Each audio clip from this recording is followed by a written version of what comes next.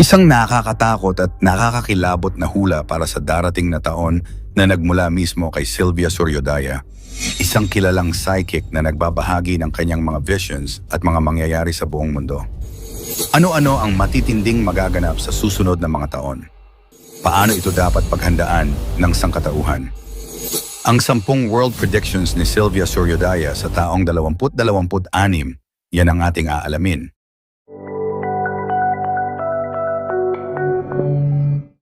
Pang-10, paglala ng mga likas na kalamidad. Sa mga visions ni Sylvia, mas titindi pa raw ang mga natural disasters sa susunod na 2 taon. Hindi lang basta lindol at bagyo, kundi sunod-sunod na events na magpapahirap sa iba't ibang bansa. Tulad ng nararanasan natin ngayon, ramdam na ng mundo ang epekto ng climate change.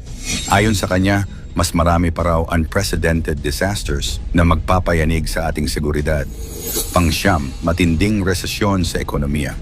Isang malakas na pagbabago sa pandaigdigang ekonomiya ang nakita ni Sylvia. Hindi raw ito basta recession lang, kundi parang pagbabaligtad ng takbo ng kayamanan.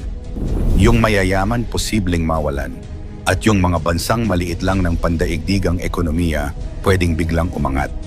Isang babala ito na dapat maging handa sa matinding pagbabago sa trabaho, presyo ng bilihin at negosyo. Number 8, malawakang krisis sa teknolohiya. Huwag daw tayong magulat kung sa 2026 ay magkaroon ng malalaking cyber attacks o sistemang bumagsak. Ayon kay Sylvia, magiging malinaw na hindi lahat ng kontrolado ng tao sa teknolohiya ay ligtas. May mga bansa raw na gagamit ng hacking bilang bagong sandata. Isipin na lang natin kung paano maaapektuhan ang internet, bangko at gobyerno kapag nangyari ito. Pang-7, pagdami ng mag-aalsa at protesta sa iba't ibang bansa. Nakikita ni Sylvia na muling susugod ang mga tao sa lansangan. Mga protesta laban sa gobyerno, laban sa korupsyon, laban sa kawalan ng hustisya. Hindi lang sa isang bansa, kundi sa iba't ibang parte ng mundo. Isang senyales raw ito na ang mga tao ay ayaw ng manahimik at handang lumaban para sa pagbabago. Pang-6, pagtaas ng sakit at krisis pangkalusugan. Bagaman hindi niya binanggit ang eksaktong sakit, malinaw sa kanyang hula na may lalabas na panibagong health crisis. Maaring hindi kasing lala ng COVID-19, pero sapat para magdulot ng pangamba at takot. Babala ito na dapat maging handa ang bawat bansa sa mabilis na pagkalat ng kakaibang karamdaman. Pang-5, pag-unlad ng espiritualidad. Sa kabila ng lahat ng kaguluhan, may positibong vision si Sylvia. Nakikita niya na mas maraming tao ang hahanap ng liwanag at pag-asa. Mula sa simpleng meditation hanggang sa mas malalim na pananampalataya, darami ang maghahanap ng koneksyon sa Diyos o sa mas mataas na kapangyarihan. Isang magandang balita ito na kahit may dilim, mayroong liwanag na sisikat. Pang-4, mga bagong pinuno na tataas. Nakikita rin ni Sylvia ang pag-angat ng mga bagong leader na galing sa hindi inaasahang lugar. Mga taong dati hindi kilala pero biglang magiging boses ng kanilang bayan. Posibleng mga kabataan o leader na laban sa tradisyonal na sistema. Isa raw itong indikasyon na sawa na ang mundo sa lumang estilo ng pamumuno. Pang-8, malaking pagbabago sa agham at kalikasan. May mga breakthroughs raw sa science na magpapabago sa ating pananaw.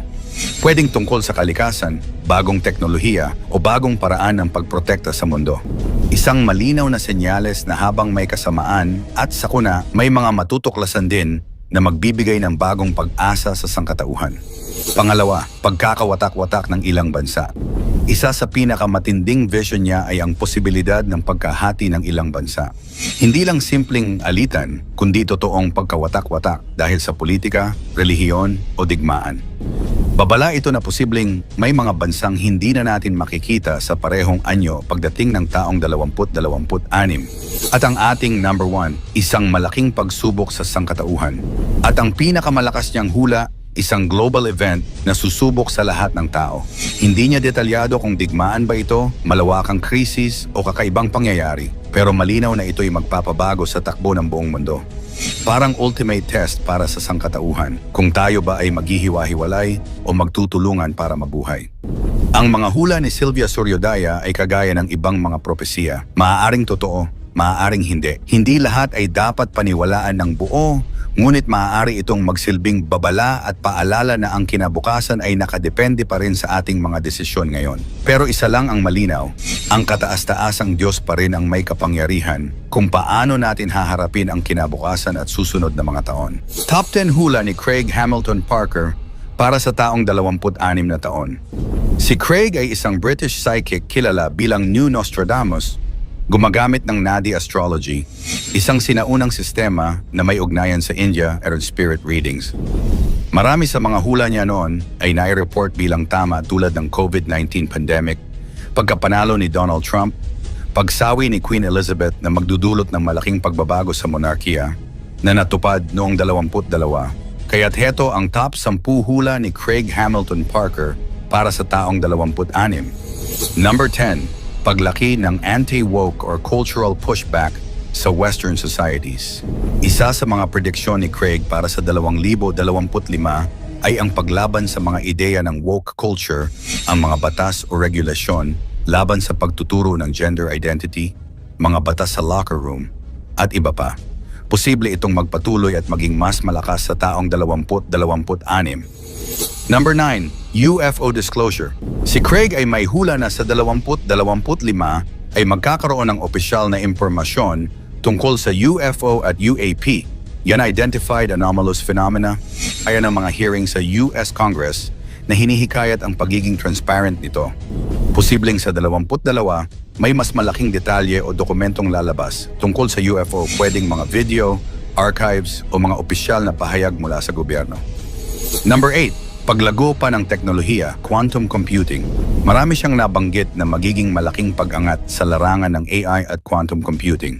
Sa taong 2026, posibleng makita natin ang mga breakthrough, AI na makakagawa ng sarili nitong AI, self-propagating.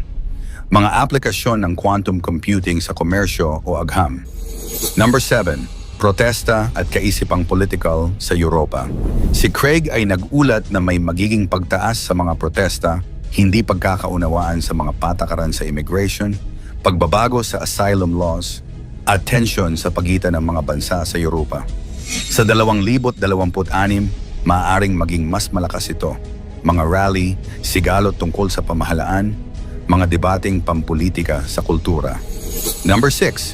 Financial instability at economic crisis. Nabanggit niya na may babagsak na ekonomiya sa ilang bansa, inflation, at financial pressure sa mga mamamayan dahil sa mga patakaran at mga gastos ng pamahalaan. Posibleng sa 2026 magkaroon ng economic shocks, currency issues, mataas na presyo ng bilihin, mga kumpanya magsasara dahil sa gastusin at kakulangan ng supply. Number 5. Malalaking natural disasters, pangkalikasang problema. Craig ay nagsabing maraming beses na predict niya ang malalaking flood, lindol, apoy sa mga kagubatan, at iba pang extreme weather. Kaya sa taong 2026, posibleng may mangyaring isang malaking natural disaster na magpapakita kung gaano kahalaga ang paghahanda sa klima at kalikasan. Number 4. Pagbubukas ng bagong patakaran sa immigration at migration laws. Isa sa mga forecast niya ay may pagbabago sa asylum regulations sa Europa at mga bansang tulad ng Netherlands, Sweden, Denmark ay magsusulong nito. Maaaring sa taong 2026, may mga bagong batas o patakaran sa imigrasyon, paghihigpit o pagbabago ng sistema para sa mga taong lumilipat o naghahanap ng asylum. Number 3. Pagtaas ng cybersecurity threats at system disruption. Craig ay nag-warn tungkol sa malalaking cyber attacks, hacking events, pagka-disrupt ng banking systems, at mga leaks na magdudulot ng takot sa publiko. Sa taong 2026, isa sa mga posibleng mangyari ay isang malaking cyber incident. Baka isang financial system, isang bansa, o global company ang maaapektahan. Number 2. Pagtaas ng tensyon sa mga makapangyarihang bansa. Prediction ni Craig, lumalaki ang tensyon sa pagitan ng Russia-China at pati na rin mga bansa sa gitnang silangan, Europa, and US sa usaping geopolitics. Sa taong 2026, posibleng magkaroon ng bagong alyansa, mga pagkonfronta, territorial dispute, or diplomatic strain na hindi basta lulusot sa diplomatikong paraan. Number 1, isang major global event. Ito marahil ang pinakamalawak na tema sa hula ni Craig, na may mangyayari na hindi inaasahan, malaking pangyayari na magpapakita na hindi na sapat ang lumang sistema para sa mundo. Maaaring natural disaster, pagbabago sa teknolohiya, malaking leak, blackout, AI misuse, crisis sa politika, matitinding digmaan, leadership collapse at isang pangyayaring magiging turning point para sa marami. Ano sa palagay mo?